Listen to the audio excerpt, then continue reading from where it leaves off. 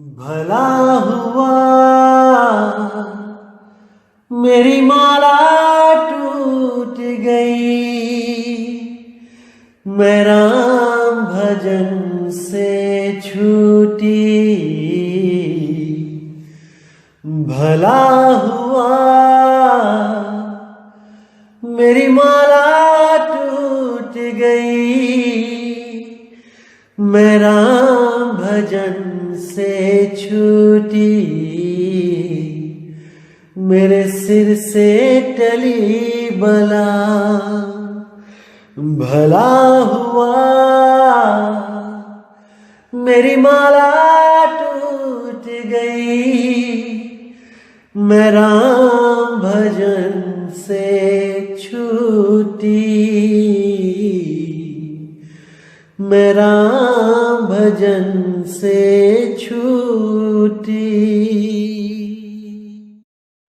नमस्कार मेरे भाइयों, मालिक से मैं हमेशा यही अरदास करूंगा कि आपका विवेक इतना बढ़े, इतना बढ़े, इतना बढ़े कि ऐसी कोई चीज ना रहे जो आपकी समझ में ना आए। मेरे बिना भी, जब मैं ना भी रहूं तब भी ये विवेक हमेशा आपके साथ रहेगा और हर चीज में आपकी मदद करेगा, हर वाणी को समझने में आपका साथ देगा। इसलिए मैं केवल यही चाहता हूं कि आप सब मेरे भाइयों का विवेक इतना बढ़ जाए कि कोई भी जो आज के संत महात्मा जो आपने देखे हैं, जो केवल भ्रमित करके आप लोग का गलत यूज करते हैं, वो ये काम ना कर पाए। आपको कोई भ्रमित कर ही ना पाए वाणियों का नाम लेके। मैं ऐसा भेदी बना देना चाहता हूं आपको कि हर चीज आपके पास हो, हर चीज आपको पता हो। क्योंकि मार्केट में जब भी कुछ लेने जाया जाता है तो उस चीज के बारे में पूरी नॉलेज होनी चाहिए, ताकि आप धोखा ना खा जाओ। जैसे आप किसी छोटे बच्चे को मार्केट में आपने भेजा भिंडी लाने के लिए, तो वो दुकान पे जाके कहीं पे भी लेगा भिंडी, तो दुकानदार कभी नहीं कहेगा कि हमारी भिंडी जो है खराब है, हमारे पास जो सब्जी है वो भिंडी खराब है। नहीं, वो कहेगा ले जा, बढ़िया है, अच्छी है। लेकिन बच्चे के पास परख ना हो तो वो क्या करेगा? वो ज्यादा से ज्यादा क्या करेगा? वो देखेगा कि यहाँ पे छोटा साइज पड़ा है और इधर बड़ा साइज पड़ा है और बड़ा ही अच्छा होता है। बड़ी बड़ी भिंडी लेके आएगा, कराड़ी सी। क्योंकि हमारे दिमाग में आज तक यही बात डाली गई है कि जो ज्यादा है वो अच्छा है, कम को तो हम लोग सोचते ही नहीं कि हमें कुछ कम मिले। हर चीज में ज्यादा ज्यादा ज्यादा। कोई समोसा भी देगा हमें तो हम चुन लेंगे कि कौन सा वाला बड़ा पीस है। कोई रसगुल्ला खिलाएगा, 4 प्लेट 5 प्लेट होंगी तो बड़े वाला देखेंगे, बड़ा वाला कौन सा है। इसी तरह बिना परख के वो बड़ी बड़ी भिंडी जब घर लेके चला जाएगा तो उसकी मम्मी डांटेगी उसको कि भाई ये क्या लेके आ गया, ये तो खराब है, ये तो कटेगी भी नहीं। अरे भाई, भिंडी जब लाते हैं तो मीडियम साइज की या छोटे साइज की लेके आते हैं, तो ये भेद कौन बताएगा? अरे माँ ने ही तो बताना था। अगर बिना भेद बताए, उसके बारे में बिना उसकी पहचान बताए अगर मार्केट में भेज दोगे बच्चे को तो वो लुट के ही आएगा ना। इसी तरह मैं केवल ये चाहता हूं कि आपको हर चीज का भेद पता होना चाहिए, क्योंकि संत मत की मार्केट भी बहुत बहुत ज्यादा टिपिकल है भाई। इतना आसान मत समझ लेना इसको कि जैसे कहते हैं अरे कहीं भी जुड़ जाओ, अरे कोई भी नाम ले लो, अरे कोई भी गुरु धारण कर लो, होना चाहिए बस गुरु। अरे नहीं भाई, केवल और केवल सतगुरु होना चाहिए, और जिसके पास सतनाम हो वो गुरु धारण करो। सतगुरु सोई सतनाम बतावे, और बाकी गुरु कोई काम ना आवे। और जो लोग ये सोच के बैठे हैं कि सतनाम कोई मंत्र है, ओम सोहम मंत्र को सतनाम बना के बैठे हैं, वो अभी बहुत बड़े भ्रम में है। और उनका भ्रम परमात्मा करे जल्दी इस भ्रम से बाहर निकले और सत्य से रूबरू हों। अरे भाई, ओम काल का नाम है, सोहम परमात्मा का नाम है नहीं, तो फिर वो सतनाम कैसे हुआ? सतपुरुष का ही तो सतनाम है। अरे सत श्री अकाल का नाम ही सतनाम है, इसको समझो। तो मेरे भाई आज बात करेंगे कबीर साहब की एक बहुत ही प्यारी वाणी है, उस वाणी पे खुलासा करेंगे वाणी का, और जो आज तक आपको भ्रमित किया गया है उस वाणी के नाम पे, आज उसको बिल्कुल सही कर देंगे। एक एक चीज क्लियर हो जाएगी कि वाणी कहती क्या है। तो पहले वाणी का नाम जानेंगे क्या है। वाणी है साधो ये मुर्दों का गांव।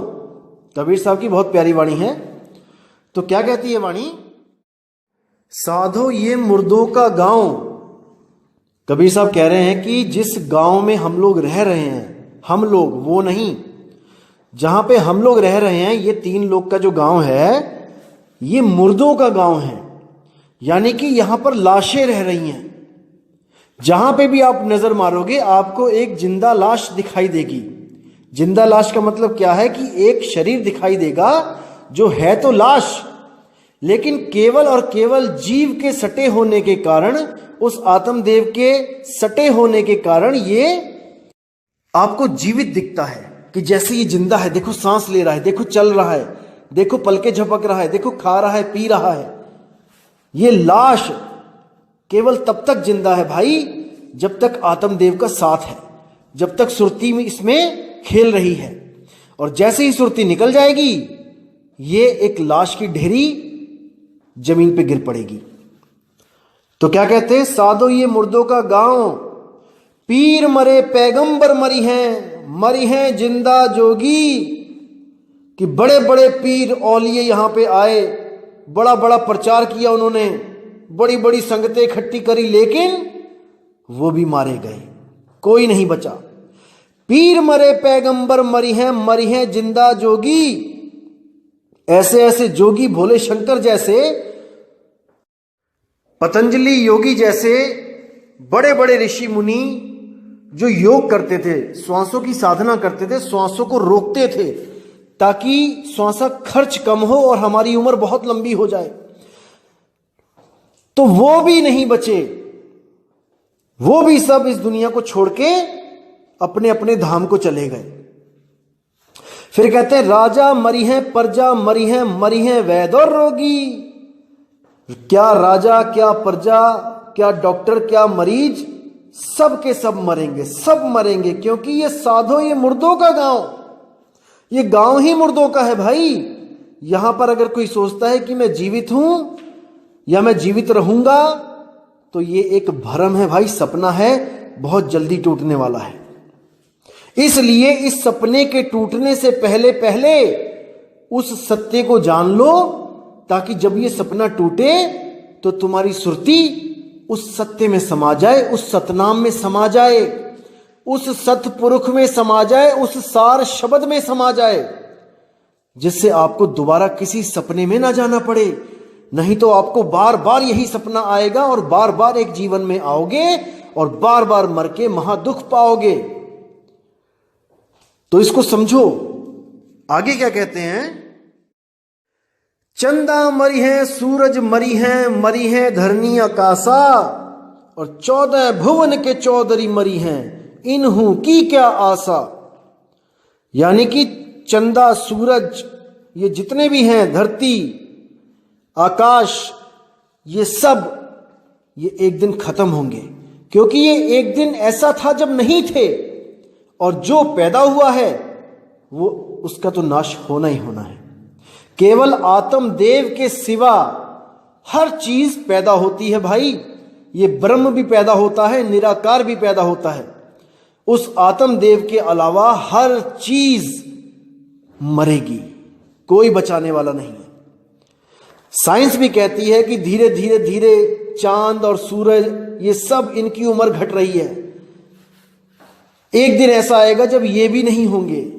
कई अरबों खरबों तारे जो कभी अस्तित्व में थे आज वो नहीं हैं। कई ऐसे डायनासोर, ऐसे प्राणी जो यहां पे धरती पे थे आज वो नहीं हैं। धीरे धीरे धीरे हर चीज बदल जाती है, हर चीज खत्म होती है, सिवाय आत्मदेव के।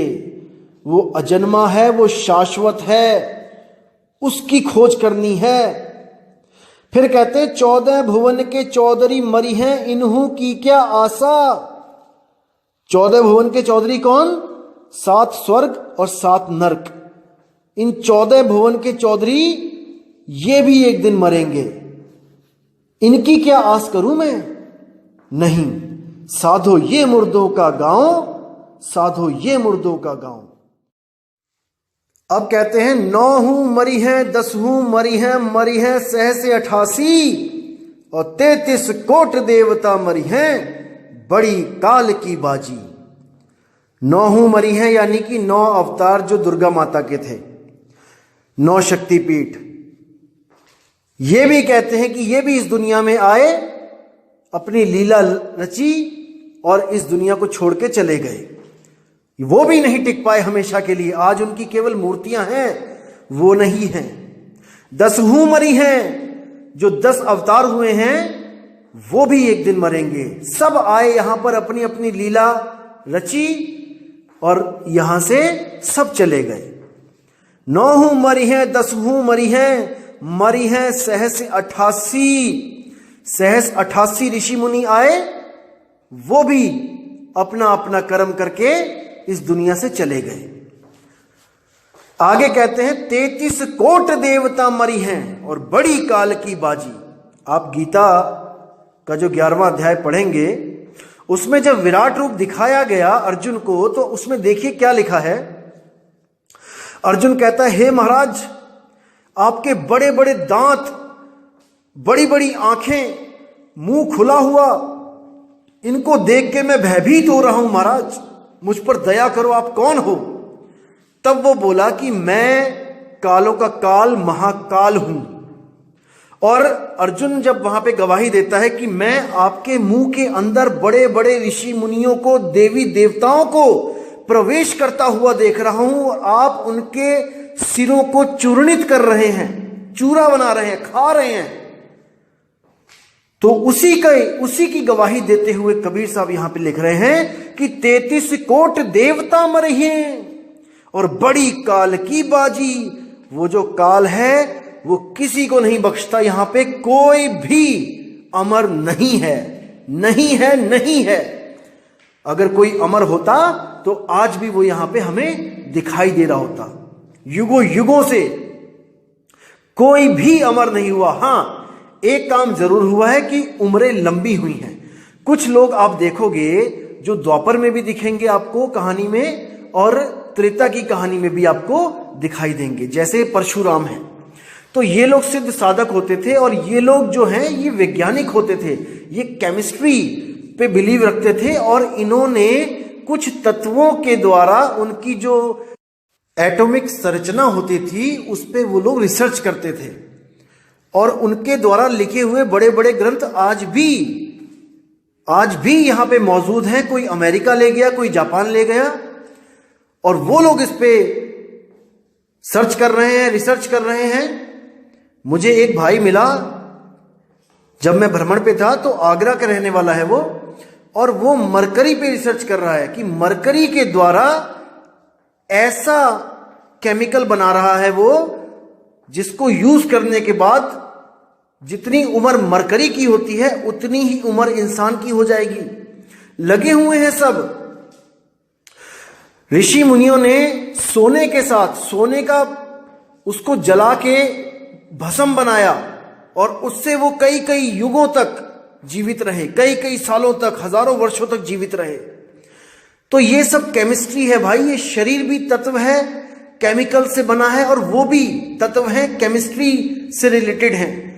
तो वैज्ञानिक तौर पे वो लोग कई कई हजार साल रहे, लेकिन अमर यहां पे कोई नहीं हुआ, कोई नहीं हुआ। लेकिन आत्मा सबकी अमर है। एक चूहे की, बिल्ली की, कॉकरोच की भी अमर है भाई। उसको कोई नहीं मार सकता, उस जीव को कोई नहीं मार सकता। वो हमेशा के लिए जीवित है। बस भ्रम है उसको कि हाय मैं मर गया, बस भ्रमता फिर रहा है। उसी भ्रम को तोड़ने के लिए सतगुरु बंदी छोड़ इस दुनिया में आते हैं और अपना नाम नहीं जपवाते कि मेरी पूजा करो, जैसे बाकी जितने भी आते हैं यहां पे सब यही कहते तू मेरी शरण में आ जा, तू मेरी शरण में आ जा। कृष्ण जी भी अर्जुन को जब ज्ञान देने लगे तो 3रे अध्याय में उन्होंने बोला कि हे अर्जुन, जो आत्मा में स्थिर हो जाता है, जो आत्मा में आनंद लेता है, उसके लिए कोई कर्तव्य नहीं है, कोई पूजा पाठ व्रत नेम, कोई यज्ञ तप कुछ नहीं है। अरे वो तो स्वयं ही मुक्त है। लेकिन जब देखा कि अर्जुन नहीं समझ पा रहा है इनको, तो उनको ये बोलना पड़ा कि तू मेरी शरण में आ जा। अगर तू आत्मज्ञान को प्राप्त नहीं कर पा रहा है, तू मेरी शरण में आ जा, मैं तुझे अपने लोक को ले चलूंगा, ब्रह्मलोक को ले जाऊंगा मैं। वहां पे कुछ समय बिताने के बाद तुझे वापिस इस दुनिया में आना पड़ेगा, लेकिन कुछ तो ऐश्वर्य भोगेगा ना भाई मेरे लोक में, क्योंकि वो उसका बहुत प्रिय था। इसलिए जो आत्मज्ञानी होता है वो किसी लोक में नहीं जाता है, वो अपनी आत्मा में स्थित हो जाता है। समझो इस चीज को। साहिब कहते हैं लोक अलोक शब्द है भाई, और जिन जाना तिन संशय जाई। वो लोक अलोक वो शब्द ही है। जब गुरु आपको शब्द का लखाव करते हैं तो आपकी अपनी सुरती को शब्द में ही लगाया जाता है, खुद के शब्द में, अपने ही शब्द में आपने अपनी सुरती लगानी है। आपा खोए आपको चीन है, तब पावे पद निर्वाणा। समझो इस बातों को। किसी की पूजा नहीं करनी है भाई, किसी की नहीं पूजनी है। अरे जो आत्मा आपके पास है वही आत्मा उसके पास है जिसकी आप पूजा कर रहे हो। या तो कम और ज्यादा है, फिर बताओ। जैसे आप भगवान राम की पूजा करते हो तो उनके पास भी 3 चीजें हैं। उनके पास क्या है? एक तन है, एक मन है और एक उनकी आत्मा है। यही 3 राम हैं, 3 राम व्यवहार है। तन मन आत्मा सबके पास है। क्या राम जी, क्या हनुमान जी, क्या शंकर जी, सबके पास ये 3 चीजें हैं। तन सबके पास है, मन सबके पास है, आत्मा सबके पास है। और आपके पास भी तो ये चीजें हैं भाई। आपके पास भी आपका तन है, आपके पास आपका मन है, आपके पास आपकी आत्मा है। क्या कमी और क्या ज्यादा है? बस कुछ रिद्धियों सिद्धियों की कमी है, रिद्धियां सिद्धियां ऊपर नीचे हैं। लेकिन भाई वो उनके समय में उनके पास थी, वो जा चुके हैं। अब अगर आपको रिद्धियां सिद्धियां चाहिए तो आप भी वो काम करो जो उन्होंने किया। भक्तियां करी उन्होंने, मंत्रों को सिद्ध किया, आप भी करो, आप भी सिद्ध हो जाओगे। लेकिन रिद्धि सिद्धि से मुक्ति थोड़ी नहीं मिलेगी भाई। मुक्ति मिलेगी आत्मज्ञान से, अपनी आत्मा के ज्ञान से। इस बात को दिमाग में डाल लो कि आत्मा सबकी अमर है। मैं डिस्क्रिप्शन में लिंक दूंगा गीता का, उसमें आप देख सकते हैं कि कैसे अर्जुन का भ्रम तोड़ने के लिए भीष्म पितामह को उस युद्ध से पहले ही मार दिया गया। उसको दिखाया गया मार के, काट के, कि देख अर्जुन, आत्मा को कोई नहीं काट सकता, केवल शरीर कट रहा है। शरीर क्या है? कपड़े। आत्मा के कपड़े, जीव आत्मा के कपड़े शरीर है। तो शरीरों को तो मारा जा सकता है, लेकिन आत्मा को नहीं मारा जा सकता है। जैसे हम लोग आज तक कहानी सुनते आए हैं कि राम ने रावण को मारा, कृष्ण ने कंस को मारा। अरे भाई, रावण को कौन मार सकता है? रावण को कोई मार ही नहीं सकता। केवल रावण के कपड़े, जो उसका शरीर है, उसको मारा जा सकता है। रावण को थोड़ी नहीं मारा जा सकता। रावण की आत्मा भी अमर है, जैसे हमारी अमर है, जैसे कृष्ण जी की अमर है, जैसे शंकर जी की अमर है, जैसे हनुमान जी की अमर है। राम ने केवल उस आत्मदेव के कपड़ों में तीर मारे, उसके कपड़े फाड़े केवल। समझो इस बात को। और राम ने उसके कपड़े फाड़े और राम जी की जय जयकार हुई। बिल्कुल उसी तरह अगर आज हमारे फौजी भाई आतंकवादियों के कपड़े फाड़ के लेके आके दिखाएं सरकार को कि देखो हम भी आतंकवादियों को मार के आए हैं, ये है उनकी ये लाशें, तो उनको मेडल नहीं मिलेगा भाई, क्योंकि वो तो कपड़े हैं। आतंकवादी कहां है? उसको कौन मारा? आतंकवादी को तो मारा नहीं और कपड़े लाके मेडल मांगते हो, नहीं मिलेगा। इसी तरह राम जी ने केवल उस आत्मदेव जो रावण की आत्मा थी उसके कपड़े फाड़े हैं तीर मार मार के। उस आत्मा को कोई नहीं मार सकता, इसको समझ जाओ अच्छी तरह। वही आत्मा एक शरीर छोड़ के दूसरा शरीर धारण कर लेती है। वही रावण का शरीर छोड़ के आत्मा दोबारा कंस के शरीर में चली गई। क्योंकि आपको पता होगा कि ये जो द्वारपाल थे विष्णु जी के, जिनको ये श्राप मिला था सनक सनंदन ऋषियों के द्वारा, जो अपनी ड्यूटी बखूबी निभा रहे थे द्वारपाल खड़े दो, और सनक सनंदन जब स्वर्ग में मिलने गए विष्णु जी से तो उन्होंने उनको रोक लिया कि आप नहीं जा सकते, विष्णु जी की आज्ञा है कि कोई नहीं आ सकता बिना पूछे। तो उन्होंने वहीं पे खड़े खड़े श्राप दे दिया कि जाओ आप लोग मृत्यु लोक में जन्म लो। अब जब श्राप दे दिया तो बड़ी उनको हैरानी हुई कि बताओ, हम तो इतनी ईमानदारी से अपना फर्ज निभा रहे थे, हम किसी को भी बिना आज्ञा के अंदर नहीं भेज रहे थे, क्योंकि विष्णु जी की आज्ञा है कि बिना हमारी आज्ञा के कोई अंदर ना आ पाए। तो अगर हम इनको ना रोकते तो विष्णु जी हमें नाराज होते, हमारे विष्णु जी, और हमने इनको रोका, अपना फर्ज निभाया, तो अब ये हमें श्राप दे रहे हैं। देखो कितनी बड़ी दुविधा है। स्वर्ग में भी कहां चैन है। आप सोच रहे हो कि स्वर्ग चला जाऊं, अरे स्वर्ग में आपको द्वारपाल बना दिया जाए और बिना किसी कसूर के अपनी ड्यूटी सही से निभाने के विपरीत उसके फल रूप में आपको श्राप मिल जाए, तो क्या करना है ऐसे स्वर्ग का। हमने क्या करेंगे ऐसे स्वर्ग का भाई, जहां खड़े खड़े ही हमें धक्का दे दिया जाए कि जाओ जमीन पे जाओ और वहां पे राक्षस बन जाओ। बताओ, सोचिए। अब जब श्राप मिल गया तो विष्णु जी को बुलाया उन्होंने कि महाराज जी बचाओ हमें, इन्होंने श्राप दे दिया हमें। तो विष्णु जी भी श्राप काट नहीं रहे हैं, उनको ऑप्शंस दे रहे हैं कि भाई 2 ऑप्शन देता हूं, या तो 14 जन्म मेरे परम भगत बन के इस संसार में जन्म लो और समय बिताओ, या फिर जल्दी वापस आना है तो केवल 3 जन्म राक्षस बन के, मेरे कट्टर दुश्मन बन के उन जन्म को बिताओ और मेरे पास वापस आओ। अब वो दोनों सोच में पड़ गए कि 14 जन्म आपसे दूर रहना पड़ेगा, ये बहुत ज्यादा है, चलो 3 जन्म राक्षस बन जाते हैं।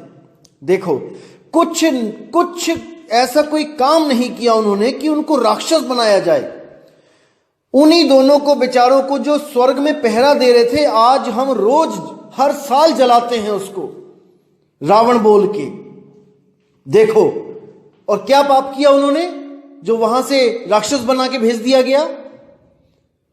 कोई विचार नहीं कर रहा है, सब लगे हुए हैं बस एक दूसरे के पीछे। जो हमारे पुरख करते आए, हमारे दादा परदादा करते आए, वही हम करते आ रहे हैं। अरे उनका कसूर तो बता दो, ड्यूटी निभाना क्या कसूर है। आप ही अगर किसी अपनी आप कंपनी या अपने घर में अगर पहरेदार रखते हो और वो किसी भी ऐरे गैरे को अंदर भेज देता है बिना पूछे, तो आप नाराज होगे कि नहीं होगे।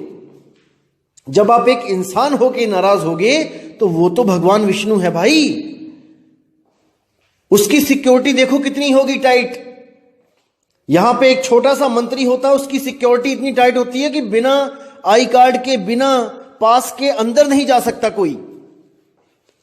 तो वो तो भगवान विष्णु का घर है भाई। वहां पे अगर सनक सनंदन को रोक लिया तो क्या गुनाह कर दिया। लेकिन नहीं, श्राप देना है और भेज दिए यहां पे मृत्यु लोक में राक्षस बना के। आज तक जला रहे हैं उन बेचारों को। क्या मिल गया उनको स्वर्ग में जाके। तो भाई इसीलिए कहते हैं, कबीर साहब इसीलिए बोलते हैं कि स्वर्ग नरक ये दोनों बेड़ी, और एक लोहे एक कंचन केरी। पुण्य करोगे स्वर्ग में चले जाओगे, पाप करोगे नरक में चले जाओगे। दोनों जगह धक्के हैं, कहीं भी चैन नहीं मिलने वाला। केवल और केवल चैन कहां है, अपनी आत्मा में स्थित हो जाओ। अगर अपनी आत्मा में स्थित हो गए फिर किसी में इतनी ताकत नहीं जो आपको भटका सके, आपको दोबारा गर्भ में डाल सके। नहीं डाल सकता, नहीं डाल सकता कोई भी। तो अगर आपको कोई मारता भी है तो आपके केवल वो कपड़ों को फाड़ सकता है, कपड़ों को काट सकता है, आपको नहीं काट सकता। जैसे यही दो द्वारपाल जब दो भाई बन के आए, हिरण्याकश्यप और हिरण्याक्ष, तो वराह अवतार लेके विष्णु जी ने क्या किया, इनके कपड़े फाड़े। कपड़े यानी शरीर, शरीरों को फाड़ दिया, खत्म कर दिए शरीर। आत्मा को नहीं मार पाए, क्योंकि आत्मा को मारने की ताकत किसी में नहीं है, किसी में नहीं है। तो जब इनके कपड़े फाड़े तो कपड़े तो गिर गए जमीन पे। अब वही दोनों आत्माएं अलग शरीर धारण करके, वही जीवात्माएं दूसरे शरीर में प्रवेश कर गईं। अब वही कौन बने, रावण और कुंभकर्ण। और तब राम जी फिर आए, विष्णु जी अवतार लेके आए राम का, और अपने ही द्वारपालों को, अपने ही उन वर्कर्स को दोबारा मारा। फिर उनके कपड़े फाड़े और उनकी आत्मा फिर किसी और शरीर में प्रवेश कर गई। वो कौन सा शरीर आगे, कंस और शिशुपाल का। युग चेंज हुआ, वही आगे कंस और शिशुपाल बन के आ गए, और फिर कृष्ण अवतार लेके उन्होंने फिर उनके कपड़े फाड़ दिए। अब वो दोनों आत्माएं वापस अपने स्वर्ग में पहुंच गईं। अभी कोई गारंटी नहीं है कि वो वहां पे कितने वर्ष रहेंगी, कितने युग रहेंगी। उनको दोबारा भेज दिया जाएगा रावण बना के। क्या कर लेंगे वो, गुलाम हो गए हैं, गुलाम। दोस्तों, गुलाम नहीं है हम सोहम सत्य कबीर हैं। समझो इस चीज को, हम सोहम हैं। लेकिन इस मन ने, इस ब्रह्म ने हमें भ्रमित करके गुलाम बना रखा है, गुलाम बना रखा है। अगर अभी नहीं जागोगे तो कभी नहीं जागोगे मेरे भाई। इसीलिए साहिब कहते हैं कि अपने आप को जान ले कि तू कौन है, और जब तूने अपने आप को जान लिया तो तुझे भ्रमित करने वाला कोई पैदा नहीं हो सकता, नहीं हो सकता। तो इसलिए मेरे दोस्त, मेरे भाई, आत्मज्ञान में आ जाओ, आ जाओ आत्मज्ञान में। छोड़ दो बाकी सब अक्षरों का ज्ञान, श्वासों का ज्ञान, तत्वों का ज्ञान, सबको छोड़ दो। केवल आत्म ज्ञान में स्थित हो जाओ। वही एक लक्ष्य बनाओ अपना, अपनी सुरती को टिकाने का, और वो हमेशा के लिए मुक्त वहीं पे जाके होगी। तो साहिब आगे क्या कहते हैं, नाम अनाम अनंत रहत है, दूजा तत्व न कोई, और कहे कबीर सुनो भाई साधो, भटक मरो मत कोई। तो साहिब साफ कहते हैं कि नाम अनाम, कि वो जो नाम है जो अनंत रहता है, जिसको सत नाम कहते हैं, जिसको परमात्मा का नाम कहते हैं, जिसको बाबा नानक कहते हैं नाम बिना सब कूड़ पसारा। उस नाम के बिना सब कूड़ है, हर चीज कूड़ है, हर चीज का नाश हो जाएगा। केवल नाम अमर है। इसलिए बोला जाता है राम से बड़ा राम का नाम। राम चले गए लेकिन राम का नाम हमेशा हमेशा रहेगा। इस वाले राम का नाम मत समझ लेना जो ये 52 अक्षर वाला है, ये नहीं वो राम का नाम। ये तो तब खत्म हो जाएगा जब पढ़े लिखे इस दुनिया से चले जाएंगे। अनपढ़ होंगे तो वो तो राम भी नहीं जानते कि राम कैसे लिखा जाता है। ये जो नाम है ये पढ़े लिखों का मतलब का नाम है। ये जो पढ़ गया वो राम राम कर रहा है। जिसने पढ़ लिया किताबों में से राम, उसने निकाल के जपना शुरू कर दिया। जो पढ़ ही नहीं सकता, उसके सामने पूरी रामायण रख दो, उसको बोलो कि राम का नाम ढूंढ के दिखाए कि कहां पे लिखा है, नहीं ढूंढ पाएगा वो। तो भाई ये वो राम का नाम नहीं है जिसके लिए साहिब कहते हैं कि नाम अनाम अखंड रहत है। वो नाम क्या है? वो आत्म तत्व है, वो आत्म तत्व है। तो साहिब कहते हैं नाम अनाम अनंत रहत है, दूजा तत्व न कोई। उस आत्म तत्व के अलावा जितने भी तत्व हैं वो सब खत्म हो जाएंगे, क्योंकि उन्हीं तत्वों से तो शरीर बने हैं मेरे भाई। राम जी का शरीर, हनुमान जी का शरीर, कृष्ण जी का शरीर, मेरा शरीर, तेरा शरीर, सबका शरीर उस 5 तत्व से बने हैं और वो अविनाशी नहीं है। इसको समझना है, वो अविनाशी नहीं है, इसलिए वो पूजा योग्य नहीं है। अविनाशी है आत्मा। आत्म राम की पूजा करो। जब तक ना पूजोगे आत्म, तब तक ना पूजो परमात्म। जब तक उस आत्म राम की पूजा नहीं करोगे, जब तक उस परमात्म राम की पूजा कर ही नहीं सकते, कर ही नहीं सकते, क्योंकि पता ही नहीं चलेगा वो है कैसा। पूजेंगे तो बाद में, पहले पता तो लगे कि पूजा करनी किसकी है। तो आगे कहते हैं कि कहे कबीर सुनो भाई साधो, भटक मरो मत कोई। कि मेरे भाई, आप हिंदू हो, मुसलमान हो, सिख हो, ईसाई हो, कबीर पंथी हो, नानक पंथी हो, घीसा पंथी हो, दादू पंथी हो, कोई भी पंथी हो, इससे कोई फर्क नहीं पड़ता। सत्य सबके लिए एक है, सत्य एक है। कोई ये ना सोच के बैठे कि कबीर पंथी अपने आप को ऊंचा होने के लिए हम लोग को नीचा बता रहे हैं। नहीं मेरे भाई, वो नाम आपका भी अखंड है, वो नाम मेरा भी अखंड है, लेकिन हमने उस नाम को प्राप्त करना है, ना कि ओहम सोहम को जपना है। समझो इन बातों को। एक जन्म मिला है मेरे भाई, अगर इसमें नहीं विवेक लगाया तो 84 लाख में भ्रमण करना पड़ जाएगा, इतना समझ लो। तो इसलिए मैं कह रहा हूं मेरे दोस्त, मेरे भाई, कि हमने उस तत्व को ढूंढना है जो अनंत रहता है।